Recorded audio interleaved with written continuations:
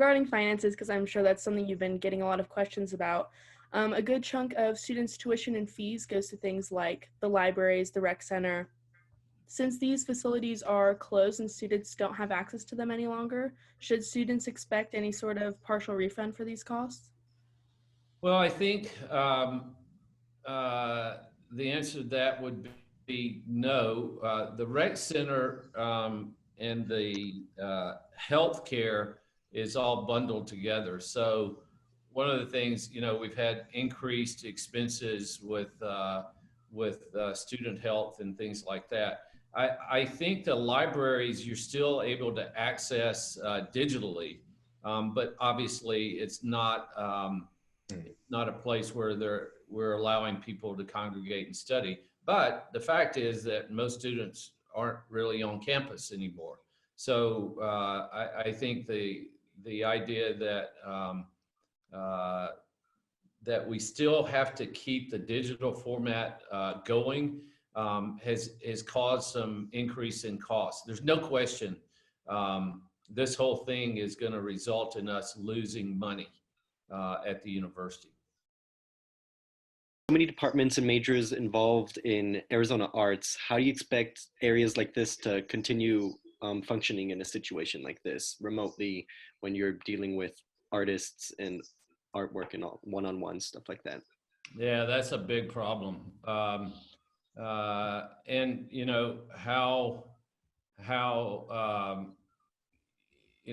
brought up early on, how do you do organic chemistry lab? How do you do clinical rotations for nurses or pharmacists or whatever? So yeah, I don't have a good answer about, except I think that, for artists not having the appropriate studios or supplies or whatever to do their art. If you a photographer may be a little bit different. I could imagine a photographer being able to take digital pictures and share them with a professor, and I could see how that could work. But think about music classes and architecture and all those sort of things. Yeah, it's a big problem. And I don't. are there any people looking into solutions for that right now, or? Oh yeah, of course. I mean, look, this thing. My best guess is probably I don't know, 16 hours a day. Everybody is grinding, looking for solutions. I mean, I woke up at 3:30 this morning, got on the phone with East Coast people, and the good news is I'm going to bed a little bit earlier because I used to stay up until midnight or something. But by about 10 o'clock, I'm beaten down. But I'm getting up early just because I need to make calls to the East Coast and talk to people. But people are grinding, trying to come up with solutions. And the good news is, we've got our AAU partners, and I'm close to a lot of presidents, and the provost is close to provosts, and so we're not. This is not just affecting us; it's affecting everyone. So we're trying to use better practices to figure these difficult questions out. But that is a big one for sure. Awesome, thank you. And just think about dance, performances, theater performances. I mean, those people are just not getting to do it. Athletics, Yeah. they play as a team. They're, you can work out or whatever, but it's not the same as being with your, your dance instructor or your theater director or your coach. Yeah, that actually gets me to a real great transition talking about sports. It's a huge entity on campus, and I know you're visible at events, sit in front row. First off, what is it like to see all these seasons cut short for you personally, and not being able to attend, and for the university as a whole? Like, sports is such a big part of our community. Yeah, I think so, but for me personally, it's a big part of society. I was watching, I think it was CNN, and there was a famous sort of iconic sports commentator in the UK. He had no sports to comment on. I think they showed darts for a while or marbles or something. But, so he started taking film clips of like people crossing and crosswalks, and he's doing play-by-play Yeah, announcement. The I've woman seen in the this. leggings has got the lead. The guy in the backpack is coming up. Up, he looked over his shoulder. The woman in the leggings went. So it is a big part of everyday activity. But at the end of the day, um, for those, whatever it is, 500 so uh, uh, Division I student athletes, plus all of our club teams. I mean, we've got some very good club teams, and people derive immense benefit through leadership, teamwork, communication, time management, all those things. But at the end of the day, sports are nice to have. What we really are focused on is how do we get the classes that even those athletes, obviously they're students first. So we've got to focus on the core mission of the university, which is teaching and education, research, and service. So it's disappointing, I think, for a lot of people, including me at a certain level. But I haven't been sitting around thinking, wow, um, it would have been nice to have seen March Madness. I actually do think it would have been kind of cool to have that, even without fans, because it would have been something to focus on. But I can tell you, I haven't had a minute to think about sports. Awesome. Well, so then besides the sports community, I don't know if you can answer because there's a huge financial component with athletics as well. I know Arizona Athletics has long said to be financially self-sufficient and had several big plans for stadium renovations and other projects. Um, how do you think, like, what has this done to that, or do you suspect that this will slow down now? And how does this impact the future of athletics at the 100% university? it's going to slow down because they are self-sufficient. And if the TV revenues are going to be down, the gate revenues are going to be down. And really the football television contracts and the basketball gates and football gates really subsidize every other sport. All the others are money losers. They just can't make enough money to support the travel and all the things to support. So um, that's why certainly any big things are going to be on hold. But I would say that's true for the entire university. I mean, we're going to have to go into um, you know we are struggling. This is a category 5 plus hurricane that's hitting the middle of the campus. And financially, that's going to be devastating to us. So it's going to be hard for us for a while until we recover to be able to go forward with all of our aspirational plans to implement the big ideas that we had for the strategic plan. Um, I think it's going to be a very rough time, and it's not just going to be a V-shaped curve where this ends. Oh, we get right back to it. It's going to have lasting effect for years, and may even affect permanently how we do education. It certainly, you know, I've been thinking more and more about our online offerings and our digital platforms, and um, I think that someone told me I can't confirm this, but over 50% of high school seniors graduating today prefer taking their classes online. They don't want to be bothered with having to go to a class and sit there and all this stuff. I'd rather just do it online. And I've talked to a lot of students who had never taken an online class before, and it was uh, angst producing. There was fear.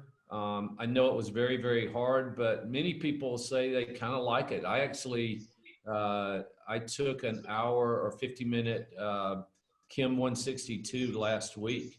And I didn't do the pre-reading, and I wanted to do another guest student class, but I'm going to do the pre-reading before, because even though I was a chemistry major and we were talking about acid-base things, it was going so fast, and the students were just schooling me with it, because I went into breakout rooms and it's like, yeah, I have no idea what the answer to that question is. Toward the end, I kind of got my, confidence a little bit, and I knew a few things, but I was really impressed with how people participated, volunteered for questions, and how, even though I didn't do the pre-reading, I could understand the concepts, but it moves very fast, very quickly. And so there's going to be a tempo and an adaptation, but I think you're going to see more and more of it, and you're going to see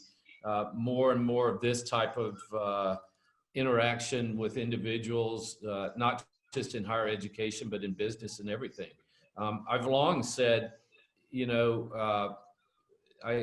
was someone that when I got up at 3:30 had texted me about, I've lost 20 pounds in the last 2 months. I was scheduled for an endoscopy, and it got canceled because the governor's order closed all outpatient things, blah, blah, blah.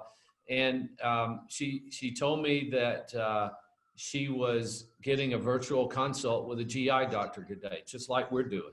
So I think you're going to see more and more telemedicine, and it's going to, impact the entire world. So you mentioned in that last question a little bit about the overall financial impact on the university. I think Eric has a question on that. Eric, you want to go ahead and ask that one? Yeah. So on financial impacts, you mentioned you have a task force on around March 30th, your correspondence, headed by Lisa Rolney. What are the plans for the task force, and what are their goals for handling all this stuff?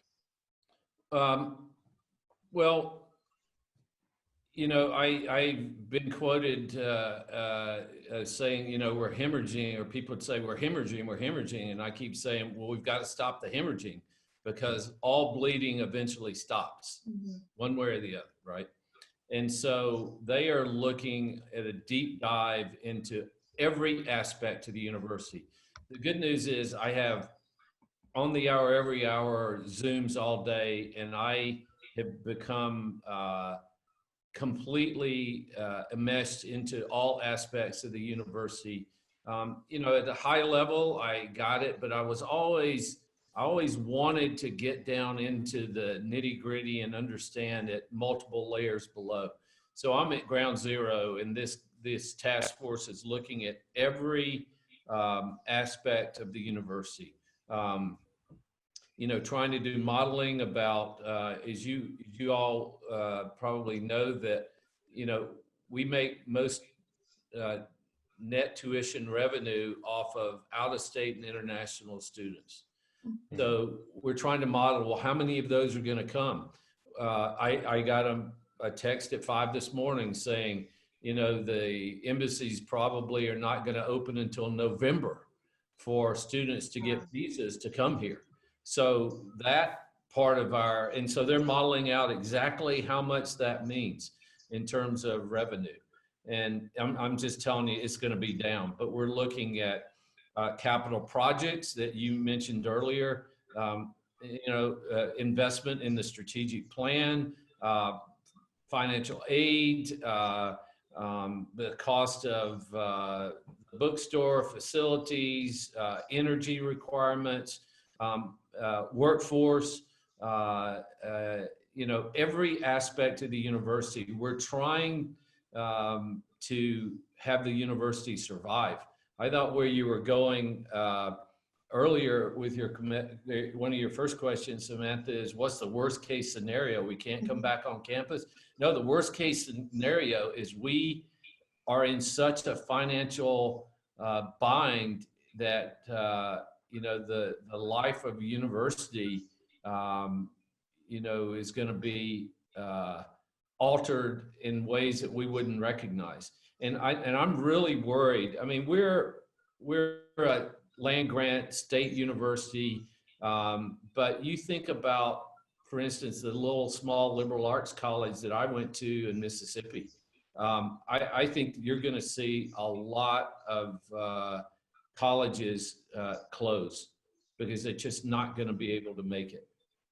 People are going to probably stay closer to home. They're going to look for lower cost options because the economy is going to be wrecked. So I think this task force is looking at everything across the university and trying to give recommendations about, which direction we should go strategically. How many people are on this task force, and do you know specifically, are they from all different departments across campus, or how were they selected? What was that like? Yeah, so I charged Lisa Rolney, who's the chief financial and business officer of the university, of putting the task force together. I think Chris, isn't there an email that's gone out that details that I think there's 6 different working groups of the task force. And we've got, they're small numbers because, look, at a time in crisis, we can't have, hundreds of people debating this over months and months. We're talking about serious financial crisis here. Mm-hmm. And I think that we've got representation from business people, administrators, faculty, students, and it covers all aspects of the university. So we're doing the best we can, but these people are meeting at least 8 to 10 hours a day, and there's an hour meeting every day at 4 o'clock that I join to hear the updates. Awesome. Thank you.